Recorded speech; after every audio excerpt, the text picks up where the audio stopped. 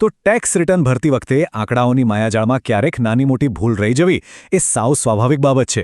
પણ પ્રોબ્લેમ ત્યારે થાય છે જ્યારે આ ભૂલનો અહેસાસ થાય અને સીધો જ ગભરાહટ શરૂ થઈ જાય. આજે એ જ વિષય પર આપણે વાત કરવાના છીએ કે કેવી રીતે જૂની ટેક્સની ભૂલોને કોઈપણ જાતના ડર કે પેનિક વગર અને એ પણ પૂરેપૂરી કાયદાકીય રીતે સુધારી શકાય છે.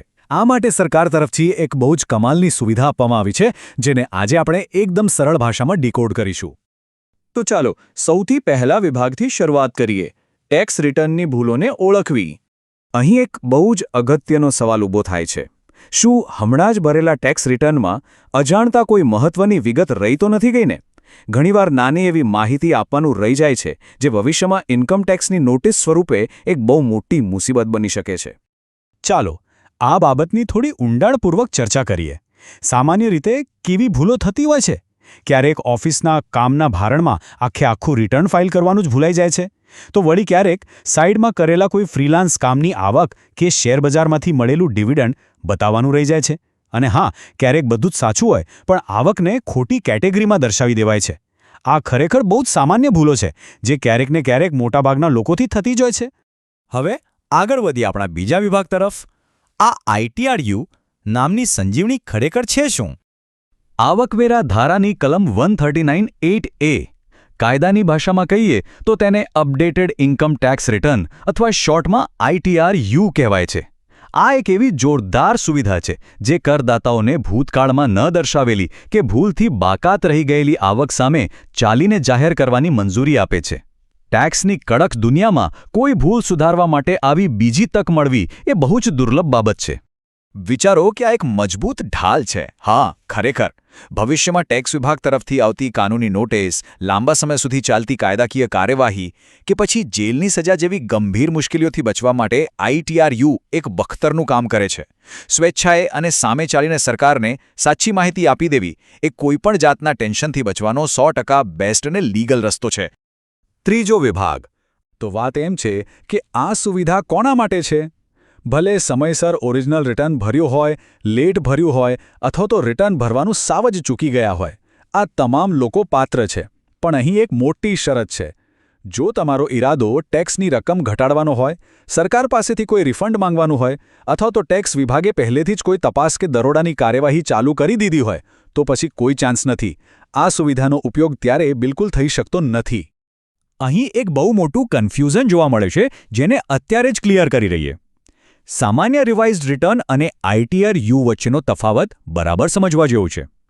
રિવાઇઝ્ડ રિટર્ન એ સામાન્ય ભૂલો સુધારવા માટે છે, જે તે વર્ષની 31મી માર્ચ સુધી જ ભરી શકાય છે અને તેમાં રિફંડ પણ માંગી શકાય છે.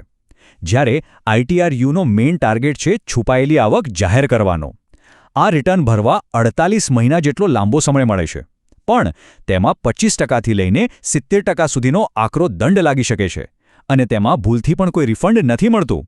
ચોથો વિભાગ, સમયમર્યાદા અને વત્તા દંડનું ગણિત.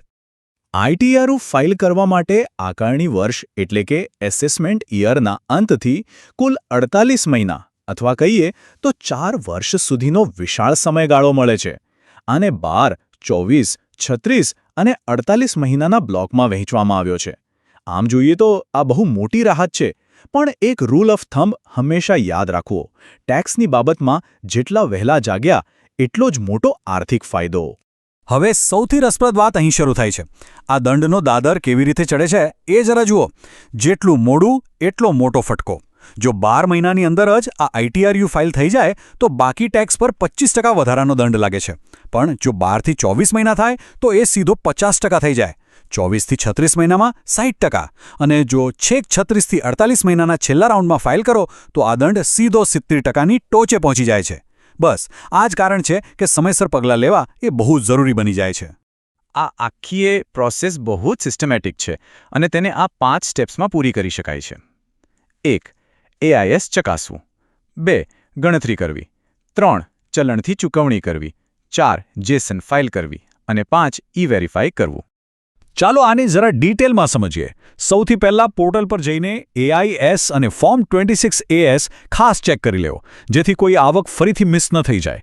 એ પછી જે ટેક્સ બાકી છે તેના પર લાગતું વ્યાજ અને પેલો દંડ, આ બધાની એકદમ સચોટ ગણતરી કરી લેવી. એકવાર આંકડો પાક્કો થાય એટલે ઓનલાઈન ચલણથી તેનું પેમેન્ટ કરી દેવું. ત્યારબાદ ITR-Uની સ્પેશિયલ JSON ફાઇલ તૈયાર કરીને તેને ઈ-ફાઇલિંગ પોર્ટલ પર અપલોડ કરવી પડે. અને છેલ્લે સૌથી અગત્યનું, આધાર OTPથી તેને ઈ-વેરીફાઈ કરવાનું ભૂલવાનું નહીં. આટલું કરો એટલે સમજો કે કામ પૂરું. નાણાકીય શાંતિ કેવી રીતે સુનિશ્ચિત કરવી? એક બહુ જ સરસ વાત છે. સાચી આવક દર્શાવો, માનસિક શાંતિ મેળવો અને પેનલ્ટીથી બચો. ખરેખર આખા વિશ્લેષણનો નિચોડ આ એક જ વાક્યમાં આવી જાય છે. Kartik Patel, tax consultant, specializing in income tax, GST, and accounting.